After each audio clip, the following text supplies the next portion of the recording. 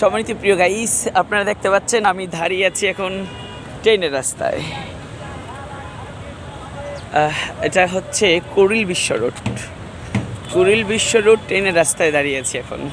এখানে দাঁড়িয়ে কিছু কথা বলছি আপনাদেরকে, আপনারা ভালো করে দেখুন। ট্রেনের রাস্তায় উপরে খুব লেভেল, এই যে দেখতে পাচ্ছেন, কিন্তু ভিতরে বা নিচে দেখেন পাথরের খোঁচা, আঁকা ভাঁকা এবং খুব ডেউ ডেউ, একটু ফাঁকা ফাঁকা গিয়ে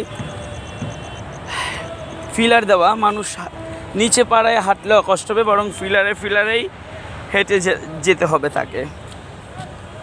ঠিক তেমনই একজন মানুষ, তার ভিতরে অনেক কষ্ট, দুঃখ, ক্ষত বিক্ষত, নানা রকমভাবে কষ্ট, কিন্তু উপরে দেখতে খুব সুন্দর লেভেল।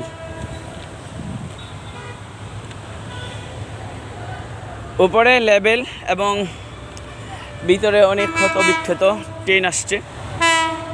তো এইভাবেই মানুষ তাদের জীবনটাকে আত্মহত্যা করে বিভিন্ন কষ্টের কারণে। অবশ্যই তারা এটা সঠিক পদ্ধতি কিংবা সঠিক রাস্তা এটা তাদের নয়।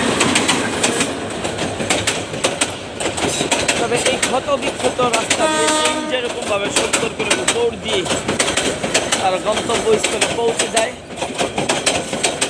আপনিও আপনার কষ্ট, দুঃখ,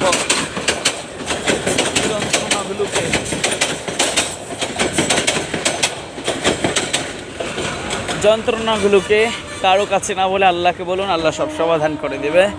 এবং আপনিও এই উপরের লেভেল দিয়েই ভিতরের ক্ষত বিক্ষতকে রুখিয়ে আপনিও একদিন গন্তব্যস্থলে পৌঁছে যাবে। প্রিয় ভাইয়েরা এবং সম্মানিত গাইস, আপনাদের জন্য দোয়া এবং শুভকামনা রইল। আপনারা একদিন